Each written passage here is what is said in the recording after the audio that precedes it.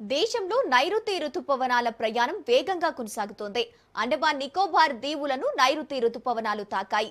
అలాగే ఆగ్నేయ అరేబియా సముద్రంలోనూ రుతుపవనాల ప్రవేశం మొదలైంది.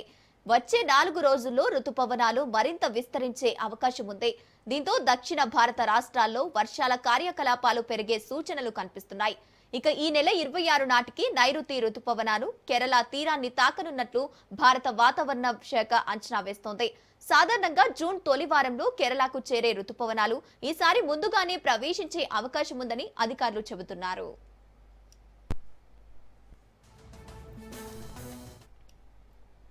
భారతదేశంలో అనుకున్నటువంటి అరేబియా సముద్రంలోను కొన్ని ప్రాంతాల్లోను అలాగే ఇటు మనకి ఈస్ట్ కోస్ట్ సైడ్ ఉన్నటువంటి బంగాళాఖాతంలోను ఈ రోజు నైరుతి రుతుపవనాలు ప్రవేశించినట్టుగా మన భారత వాతావరణ సంస్థ ద్వారా ప్రకటన విడుదలైంది. ఈ ముఖ్యంగా చూస్తే అరేబియన్ సీల్ అంటే సౌత్ ఈస్ట్ అరేబియన్ అంటే ఆగ్నేయ అరేబియా సముద్రం, అలాగే south west and south east అంటే నైరుతి మరియు ఆగ్నేయ బంగాళాఖాతాలు కొన్ని ప్రాంతాలు, అలాగే అండమాన్ అండ్ నికోబార్ ఐలాండ్స్ మరికొన్ని ప్రాంతాల్లోనూ ఈ రోజు నైరుతి రుతుపవనాలు ప్రవేశించినట్టుగా చెప్పడం జరిగింది. మన భారతదేశంలో అనుకున్నటువంటి అరేబియా సముద్రం